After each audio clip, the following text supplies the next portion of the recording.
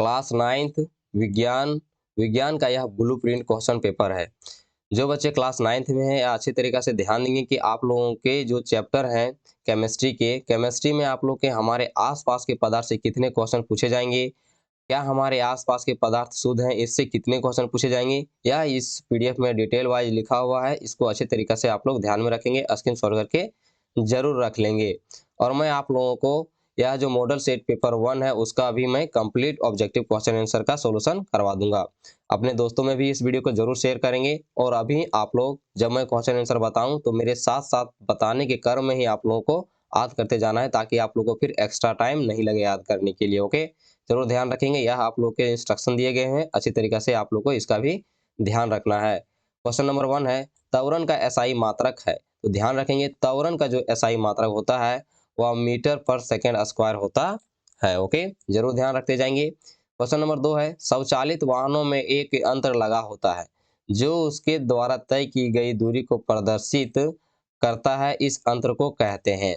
तो उस यंत्र को कहते हैं ओडोमीटर। ओके, जरूर ध्यान रखेंगे। आप लोग सब याद करते जाएंगे साथ साथ। ओके, क्वेश्चन नंबर 3 इनमें से कौन सही है। आप लोग जब पढ़ते होंगे तो देखिएगा 3 समीकरण होते हैं, तो तीनों समीकरणों में ये जो समीकरण यहाँ पर दिए गए कौन सा समीकरण सही है, तो ऑप्शन नंबर 1 का जो है वो समीकरण आपका सही है, v equal to u plus at। Question number 4 द्रव्यमान और वेग के गुणनफल को कहते हैं। तो द्रव्यमान और वेग के गुणनफल को संवेग कहते हैं। क्वेश्चन नंबर 5 निम्न में किसका जड़त्व अधिक है। तो इनमें से सबसे अधिक जो जड़त्व है वह रेलगाड़ी का जड़त्व सबसे अधिक है।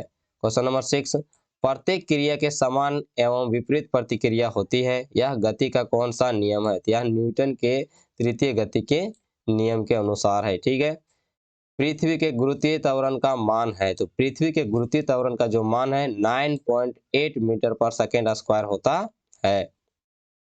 क्वेश्चन नंबर 8 चंद्रमा की सतह पर किसी वस्तु का भार पृथ्वी की सतह पर उसके भार का कितना गुना होता है। तो उसका भार का 1/6 गुना होता है। ये सभी क्वेश्चन आंसर आप लोग को याद करते जाना है, आपके बोर्ड के एग्जाम में पूछे भी जा सकते हैं। एग्जैक्टली इस तरह का सवाल नहीं। ओके, क्वेश्चन नंबर 9 धनुष की तानित डोरी में कौन सी ऊर्जा संचित होती है। तो धनुष की जो तानित जो डोरी होती है उसमें स्थितिज ऊर्जा संचित होती है। क्वेश्चन नंबर 10 कार्य करने की दर को कहते हैं। कार्य करने की दर को शक्ति कहते हैं। क्वेश्चन नंबर 11 किसी वस्तु का वेग दोगुना कर दिया जाए तो इसकी गतिज ऊर्जा कितनी हो जाएगी। ओके, तो इसकी जो गतिज ऊर्जा है वह चौगुनी हो जाएगी। क्वेश्चन नंबर 12 आवृत्ति का एसआई मात्रक है। तो आवृत्ति का जो एसआई मात्रक जो होता है वह होता है हर्ट्ज।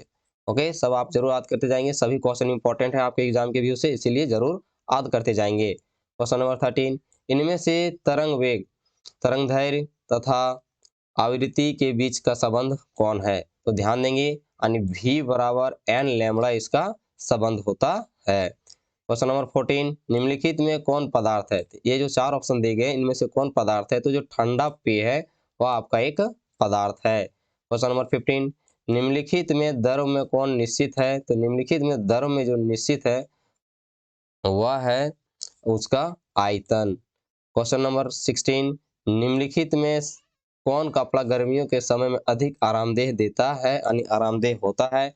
तो वह आपका सूती का जो कपड़ा होता है वह गर्मियों के समय में अधिक आरामदेह देता है। क्वेश्चन नंबर 17 निम्नलिखित में कौन तत्व है। तो यानी जो 4 ऑप्शन दिए गए हैं उनमें से कौन तत्व है। तो ऑक्सीजन जो है आपका आंसर सही हो जाएगा। क्वेश्चन नंबर 18 निम्नलिखित मिश्रणों में से विलयन की पहचान करें। तो इसमें जो मिश्रण दिए गए हुए हैं उनका पहचान आपको करना है कि कौन मिश्रण है। तो समुद्री जल जो है आपका एक मिश्रण विलयन है। क्वेश्चन नंबर 19 निम्नलिखित में कौन टिंडल प्रभाव को प्रदर्शित करता है। तो कॉपर सल्फेट का विलयन जो है टिंडल प्रभाव को प्रदर्शित करता है। क्वेश्चन नंबर 20 1.8 G H2O में अणुओं की संख्या है।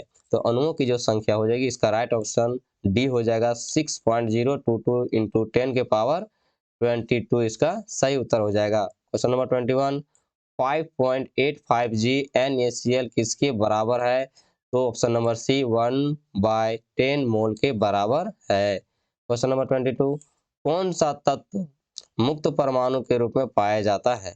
तो आर्गन जो है वह मुक्त परमाणु रूप में पाया जाता है। क्वेश्चन नंबर 23, केनाल किरणें किसका किरण पुंज है? तो जो केनाल किरणें जो है वह प्रोटॉन के किरण पुंज हैं। क्वेश्चन नंबर 24, किसी तत्व के परमाणु में 18 न्यूट्रॉन एवं 17 प्रोटॉन है, तत्व का परमाणु द्रव्यमान होगा। जो तत्व का जो परमाणु द्रव्यमान होगा दोनों को जोड़ दीजिए तो आपका हो जाएगा 35, तो इसका राइट आंसर 35 हो जाएगा। क्वेश्चन नंबर 25, सोडियम का सही इलेक्ट्रॉनिक विन्यास में कौन सा है? ठीक है, तो सोडियम का जो सही इलेक्ट्रॉनिक विन्यास हो जाएगा वह हो जाएगा 281। क्वेश्चन नंबर 26, आत्महत्या का थैला कहलाता है। तो आत्महत्या का थैला जो कहलाता है वह लाइसोसोम कहलाता है। क्वेश्चन नंबर 27, कोशिका का पावर हाउस है। तो कोशिका का जो पावर हाउस है वह माइटोकॉन्ड्रिया है। क्वेश्चन नंबर 28, ट्रेकिड्स पाए जाते हैं। ट्रेकिड्स जो हैं वह पाए जाते हैं जाइलम में। सभी क्वेश्चन आंसर आप लोग को अच्छी तरीके से याद करते जाना है। क्वेश्चन नंबर 29, मृदुक की कोशिकाओं के बीच पाए जाते हैं। तो मृदुक की कोशिकाओं के बीच में जो है वह अंतर कोशिकीय स्थान पाए जाते हैं। क्वेश्चन नंबर 30, किस प्रकार के ऊतकों की क्रियाशीलता के कारण पौधे में वार्षिक वलय बनते हैं? तो वह दृढ़ ऊतक के कारण वार्षिक वलय बनते हैं। क्वेश्चन नंबर 31, पंछियों और मेढकों के रक्त की प्रकृति होती है। तो यानी उनका जो वह रक्त होता है कैसा होता है? तो इनकी जो रक्त की प्रकृति होती है वह शीत होती है। क्वेश्चन नंबर 32, जंतु जगत का सबसे विकसित समूह है। तो जंतु जगत का जो सबसे विकसित समूह है वह स्तनधारी वर्ग के जो जीव होते हैं वह सबसे ज्यादा विकसित है। क्वेश्चन नंबर 33, निम्नलिखित में से किस जंतु में विषैले उपांग नहीं पाए जाते हैं? तो कछुआ में जो है विषैले उपांग नहीं पाते हैं। क्वेश्चन नंबर 34, निद्रा रोग उत्पन्न करता है। तो निद्रा रोग जो है वह ट्रिपनोसोमा जो है वह हमें उत्पन्न करता है, तभी हमें नींद आती है।